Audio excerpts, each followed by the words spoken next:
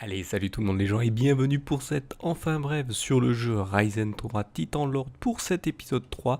La durée de cette partie pour cet épisode a duré 1h02, très courte par rapport aux précédents qui ont été faits bien sûr.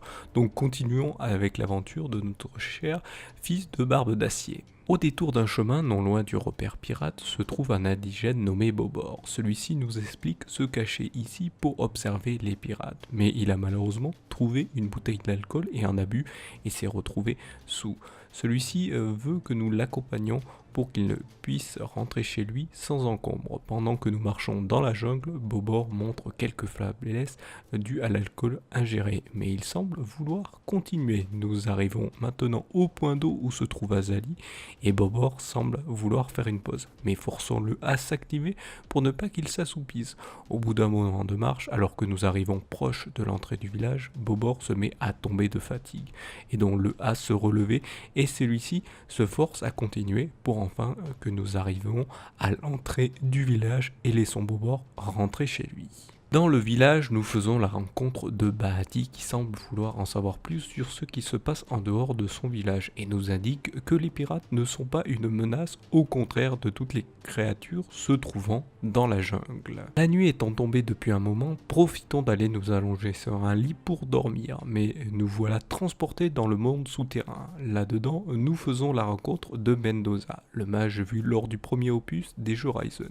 Celui-ci ne semble pas perturbé d'être dans ce monde et nous signale que notre personnage lui semble bien perturbé et ne doit surtout pas tomber dans la folie.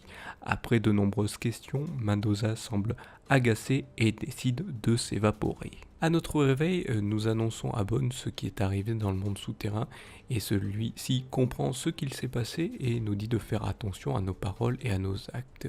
Il nous explique aussi que selon ce que nous ferons pourra rendre l'âme du fils de barbe d'acier dans le bien ou dans le mal.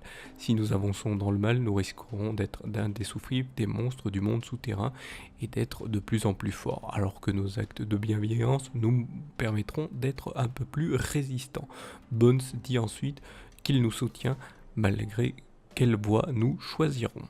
Allons parler à Hirutu pour lui indiquer que Bones nous a dit qu'il pouvait nous guérir. Celui-ci accepte malgré que nous devons l'aider au sujet du conflit des pirates avec son village et nous indique qu'il faudra un cœur noir qu'ils purifieront pour pouvoir que notre corps soit plus résistant aux attaques maléfiques et qu'il faut aussi un totem d'innocence et qu'il nous explique comment l'avoir, qu'il faudra en fait sacrifier quelqu'un de vierge.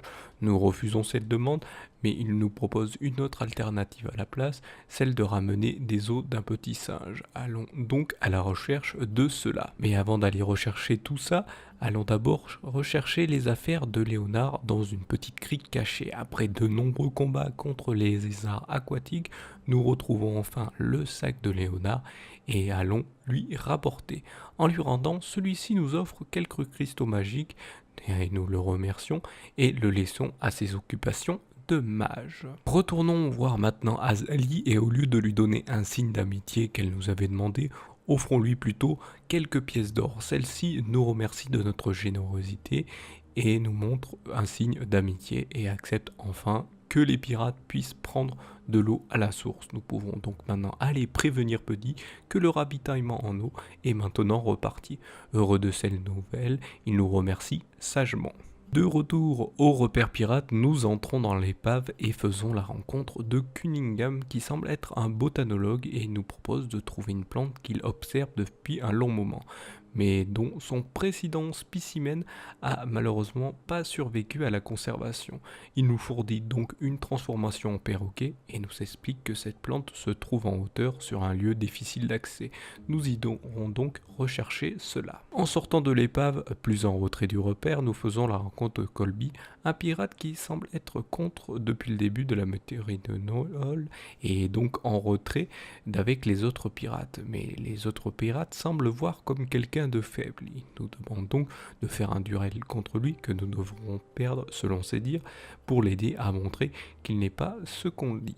combattons-le, mais vu que nous n'avons pas encore assez d'expérience en combat, notre duel tourne court et permet aux autres pirates de montrer que Colby est bien plus redoutable que ça. Parlons maintenant avec une personne se trouvant non loin de Colby qui se nomme Harry et qui semble être le pirate en chef des personnes étant contre la mutinerie de Niol, donc un peu comme un genre de dissidence envers Niol, et nous demande de retrouver son ami Douglas, dont il nous dit que Niol semble le soupçonner de l'avoir envoyé dans une grotte alors que Harry refusait que Douglas ne quitte le camp, et donc celui-ci soupçonne à son tour que Niol a quelque chose à voir là-dedans pour pouvoir s'en prendre à ce cher Harry. Acceptons-le de l'aider et nous mènerons l'enquête plus tard. Nous voici arrivés à la fin de cet épisode.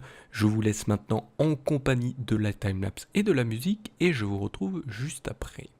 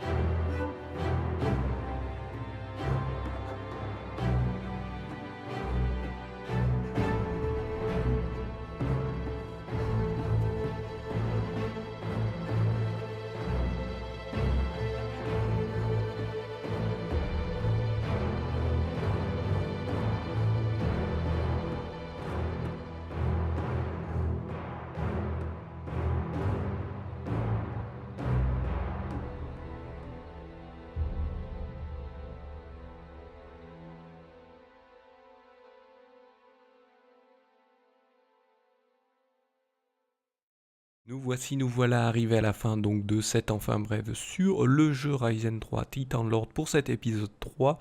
Donc là, pour le dessin, eh bien, vous pouvez voir Cunningham avec un perroquet sur son épaule. En fait, le perroquet, c'est censé être notre personnage parce que nous avons en fait dans ce jeu maintenant des pouvoirs qui nous permettent de voler. Un peu comme dans le premier, ils ont rajouté ce qu'ils n'avaient pas mis dans le deuxième et qu'ils ont repris du premier. En fait, à des moments, on pouvait pas se transformer, mais on pouvait planer dans le premier, on pouvait faire des petites lévitations, mais là en fait c'est des transformations en perroquet et on peut voler pour aller un peu plus loin, mais bon, ça on le voit pas, ça vous le verrez dans l'épisode suivant. Mais il y a aussi une nouveauté dans ce jeu, c'est eh bien la jauge un peu comme dans le jeu Fable, le jeu côté bien ou le côté mal. Voilà, donc si vous avez des paroles un peu, comment dire, pas méchantes, mais un peu rapides, un peu pas mauvaise, mais qui va pas dans le sens de la personne que vous voulez aider, et bien ça va vous faire baisser votre jauge petit à petit. Vous avez, c'est la jauge d'âme, ça s'appelle, et plus elle descend, bien sûr, plus vous allez être du côté mauvais, et plus vous allez être du côté mauvais, en fait, plus vous allez faire des dégâts de plus en plus costauds. Alors que si vous allez dans le côté de bien, en fait, vous allez faire des dégâts normaux, mais vous allez être de plus en plus résistant. Donc à vous de choisir. Donc là, vous pouvez faire maintenant un choix dans le jeu, qui est, je trouve ça intéressant dans le jeu. Donc, ça peut vous aider ou être à faire plus de dégâts ou à prendre plus de dégâts. Ça sera à vous de voir si vous faites le jeu à un moment ou à un autre. Si vous ne suivez pas ces enfin bref, bien sûr. Donc voilà, donc Si vous aimez, bien sûr, comme d'habitude, hein, je le redis à la fin pour ceux qui découvrent à chaque fois ces nouvelles vidéos, hein, n'hésitez pas à mettre un pouce levé pour, bien sûr, si vous montrez que ce concept vous intéresse, hein, vous mettez un pouce levé et vous montrez donc que ça vous intéresse et que ça peut intéresser d'autres personnes et donc le mettre en avant. C'est ça que ça sert les pouces levés, apparemment, à mettre en avant. Ce que j'ai compris, hein. Après je dis peut-être des bêtises, ça sert peut-être à un autre algorithme, on ne sait pas. Et n'hésitez pas donc à vous abonner, à mettre vos avis dans la description de la vidéo, à suivre les réseaux sociaux qui sont donc dans la description, les commentaires sont en dessous, je vais te dire description 2 fois sans faire exprès, mais c'est pas grave. Et donc voilà, donc je vous remercie de m'avoir suivi, je vous donne rendez-vous et bien à une prochaine vidéo ou un prochain épisode. Allez, salut à tous.